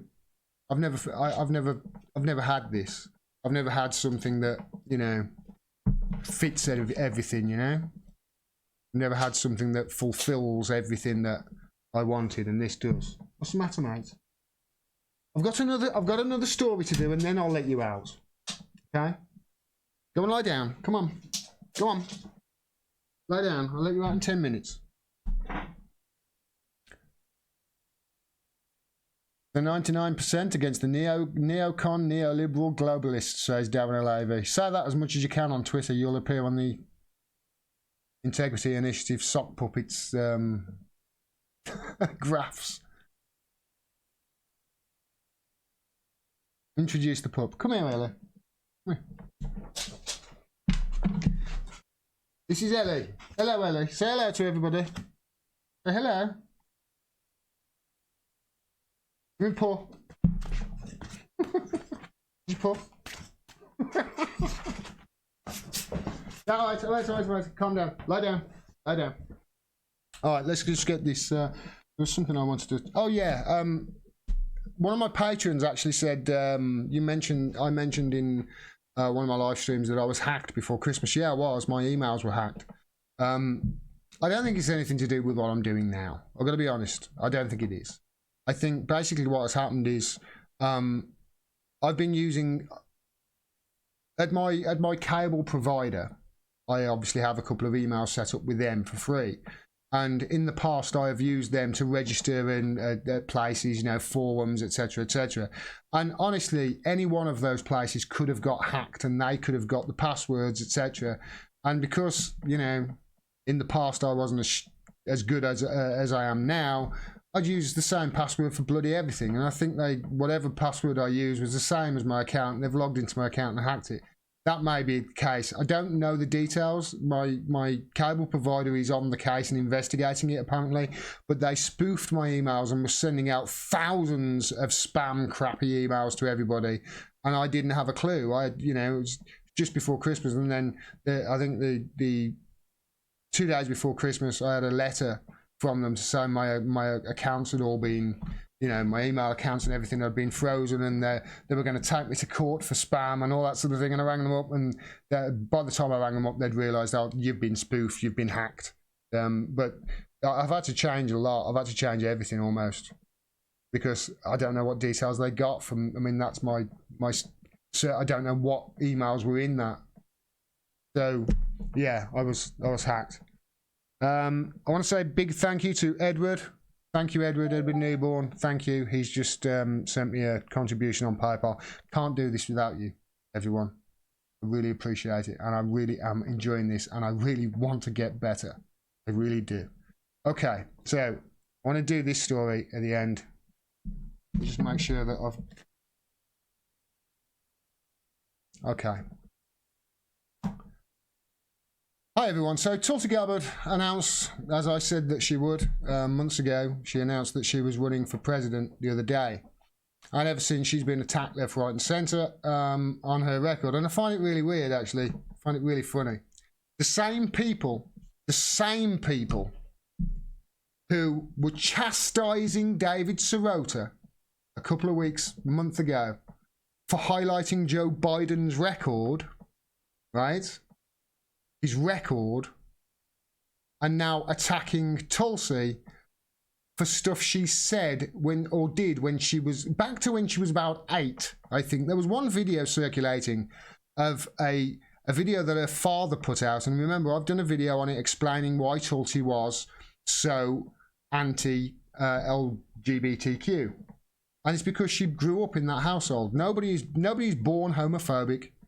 They are indoctrinated into it. And if you saw that advert, you would see, hold on a minute, she was indoctrinated in this. Just as I said when I did that video on Tulsi, sort of explaining the things that are not too great about her record.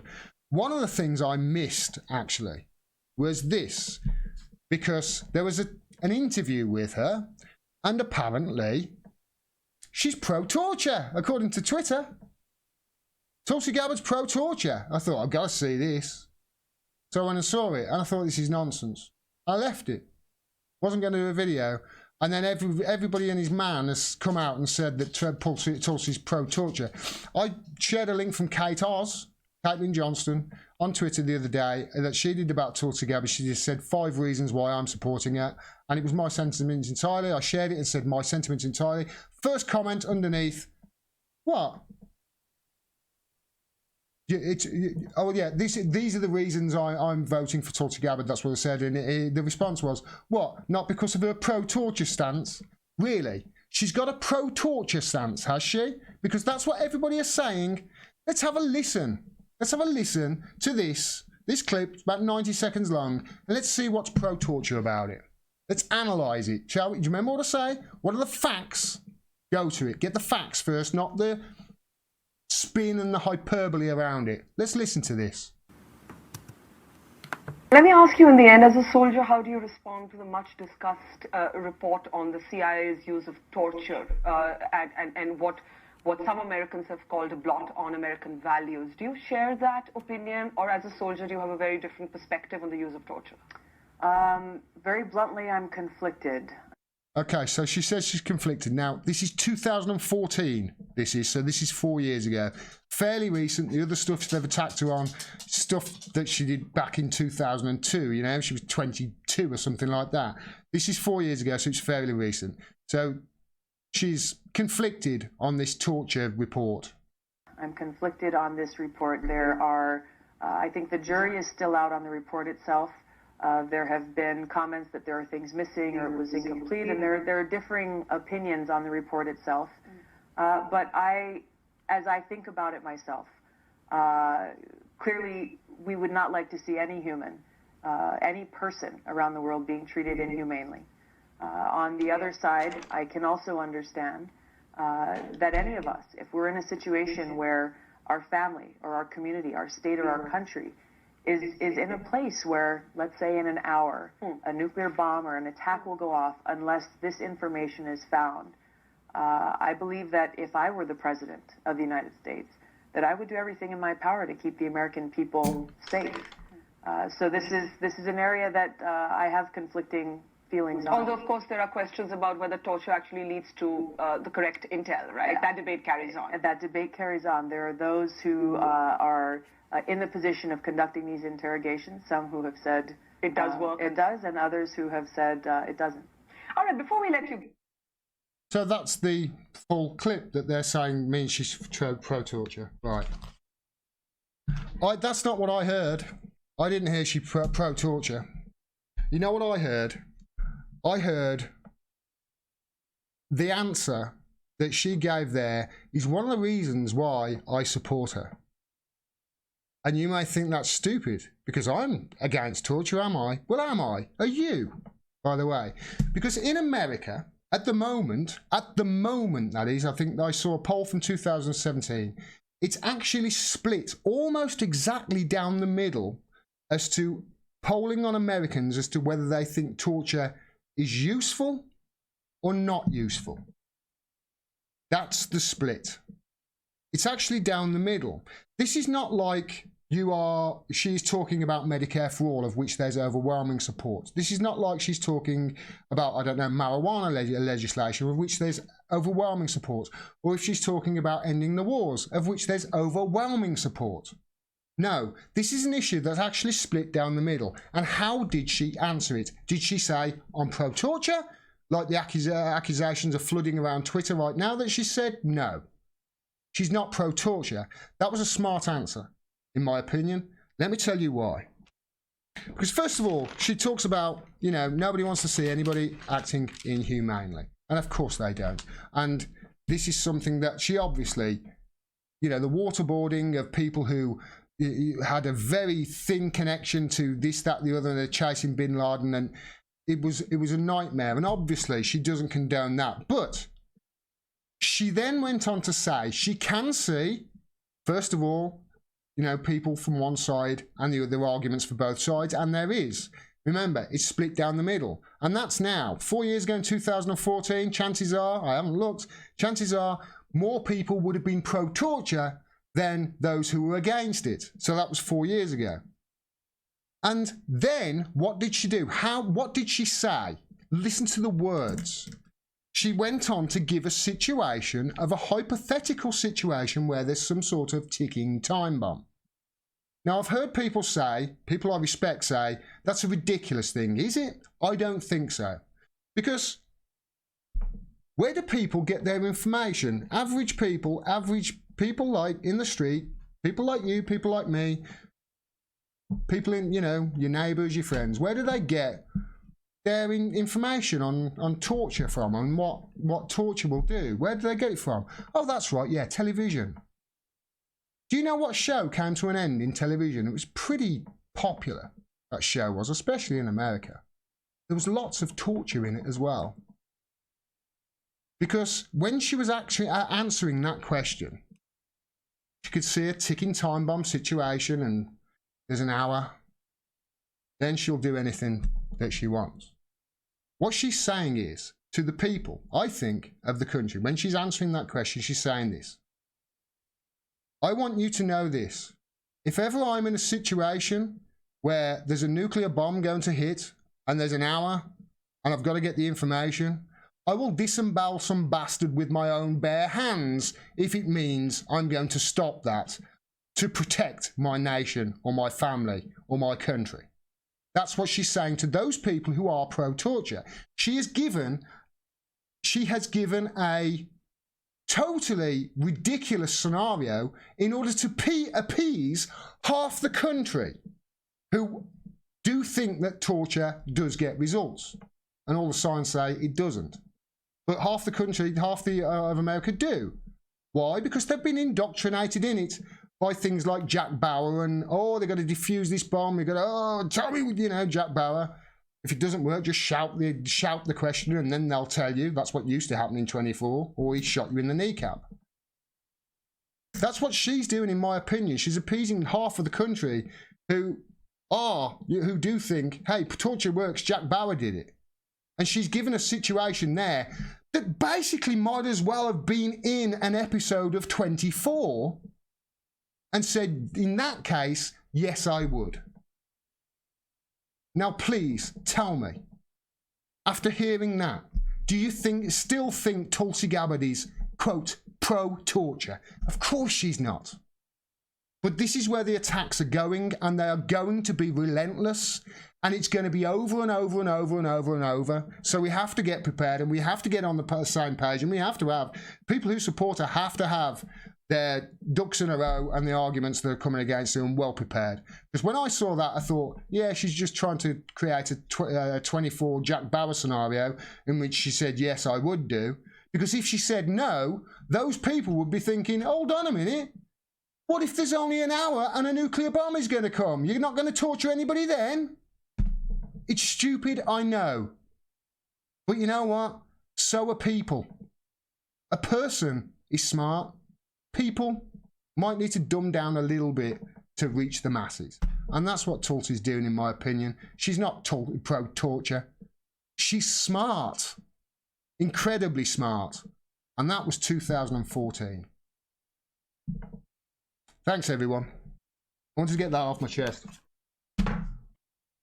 Tulsi, whip me, says Yellow Pinko. And it's no more exact policy than a touchy-feely sentence. We know very little about Tuffy Sansi's domestic or foreign. You should, Kinky, you should go to my video list and just type in Tulsi Gabbard, mate.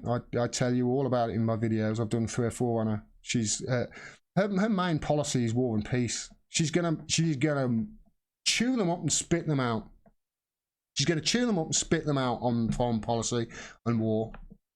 Really is. And Donald, if ever she does win and you vote for Donald Trump worries me, by the way, everyone. I want to just get this off. He truly worries me. It worries me that he's going to bring all this Russiagate and Skripal and all that sort of thing nonsense down, because if he is going to bring it down, and he has got people working behind the scenes, people are working with the intelligence agencies trying to, you know, help him and trying to uncover this corruption against him and this Russiagate nonsense.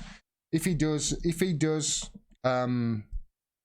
bring it all down, and he brings down the Russiagate and it comes down with Skripal and all the other bullshit we've been talking about over the last year, and he brings it all down and he's not responsible for any of it, America will elect him fucking emperor for the rest of his life. And that worries me. Not super convinced. It's okay, two's time. You don't have to be convinced yet. I was convinced in early 2017 of Tulsi Gabbard because of something I saw. I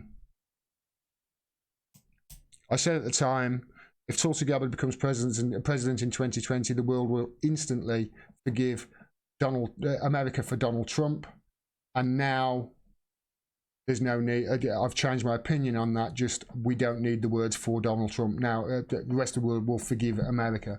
I've realised since that Donald Trump is not, you know, he's a symptom. I didn't know that back then, but I do now. It's a symptom. It's a deeper problem. Damn, if he pulls, if all this falls down and he's still standing, well, watch out. They'll change it. They'll change that constitution. Wasn't 24 still on in 2014? I think it ended in 2014. Snorky white cat, Snorky 2K asked that.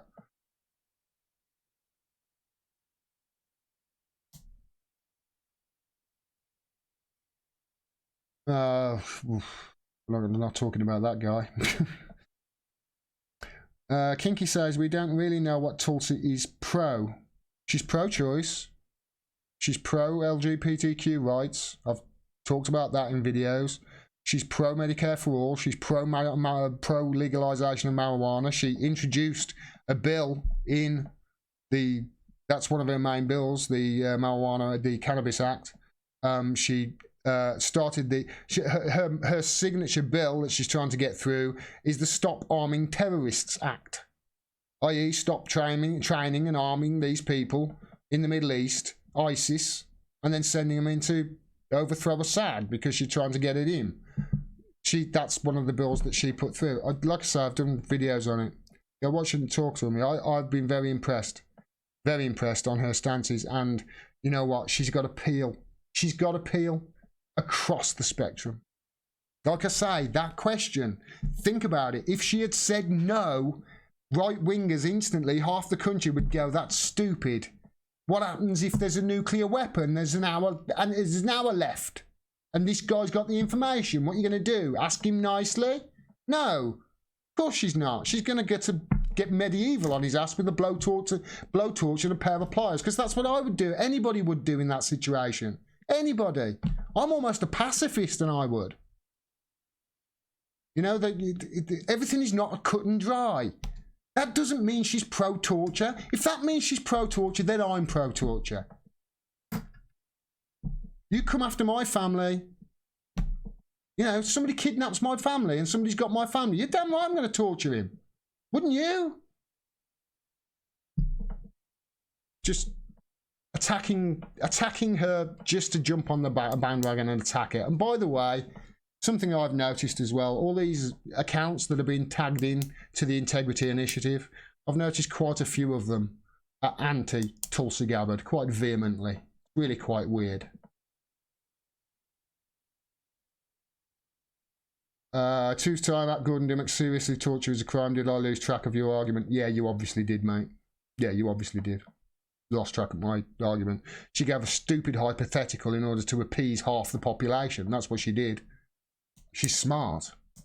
I don't know how people haven't seen that, to be honest, or whether I'm seeing something that's not there. I certainly hope not.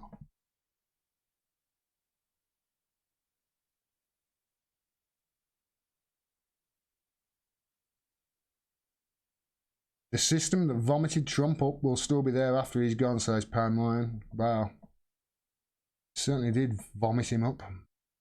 Tulsi's pro-hemp marijuana, pro-crypto, pro-15 minimum wage. Yeah, Darren, she is. Yeah, Kinky, she's really progressive.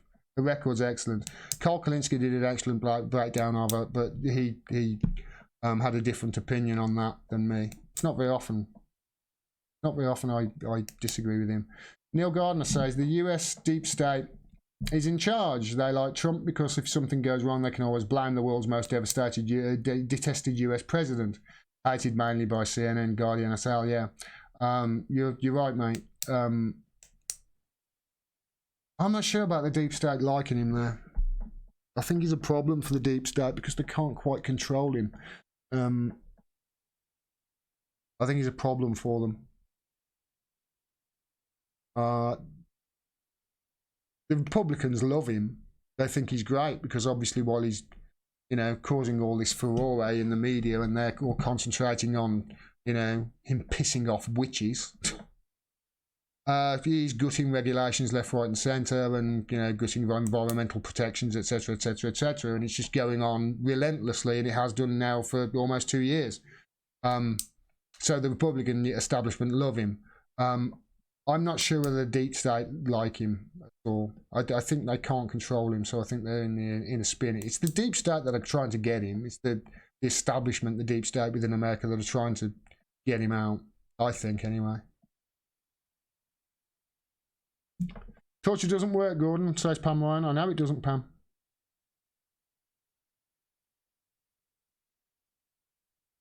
Upstate Raider, Gordon Dimmack, what do you think about Tulsi being a member of Council of Foreign Relations? This is something that people aim at her all the time. She's on the Council of Foreign Relations, that's an automatically disqualifier. What is her signature bill? Upstate Raider, her signature bill is the Stop Arming Terrorists Act. That's why she's on it. She's trying to get them on board. She's answered this many times as well, yeah. She's on the Council of Foreign Relations to try and get that bill and others like it passed. Not automatic disqualifier if you're on the CFR.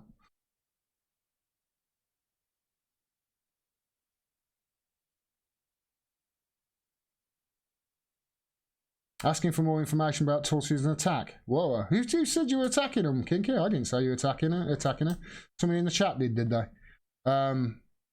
You asked for more information, of course. Yeah.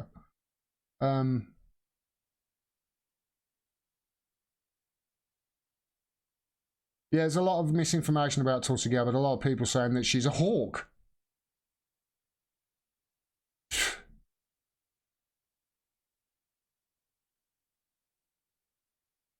Trump, Brexit, Bernie, Bolsonaro, Corbyn and more. These are just a few of the resultant symptoms caused by the failures of capitalism, says Army of All. And on that note, Army of All, I will say you could not be more right. I am, right. I am off. I've been live now for almost 2 hours.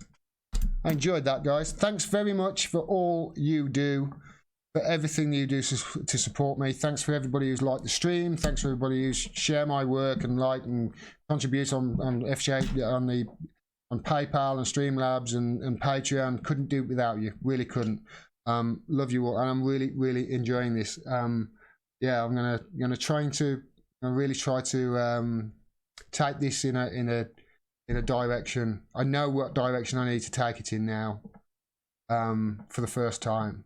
So it's really exciting, and I can't thank you enough for giving me this opportunity. And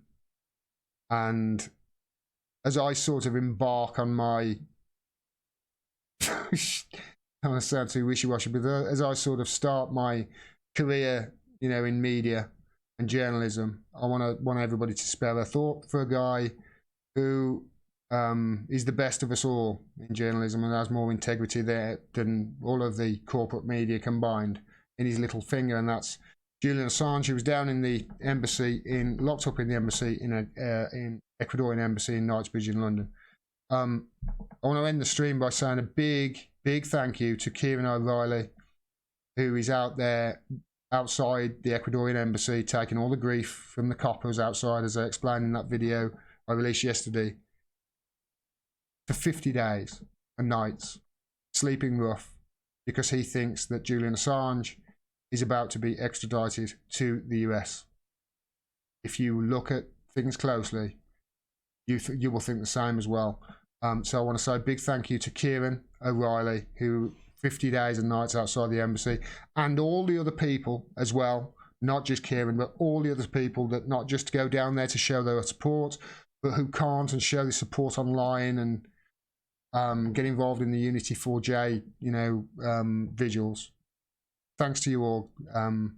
Just Julian Assange is the best of us, and we need to make sure he doesn't end up in the stands of the deep state. Yeah, because whether they say they have eliminated torture from their proceedings or not, they haven't. Thank you, Kinky. I appreciate that. I really appreciate your news and your news analyses. So thanks, peace, she says. Thank you for your support.